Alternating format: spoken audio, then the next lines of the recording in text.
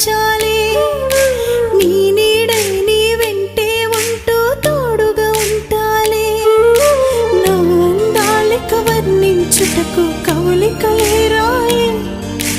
ఎదలో ఎలలో చిత్రించుటకు శిల్పులు కరువాయి.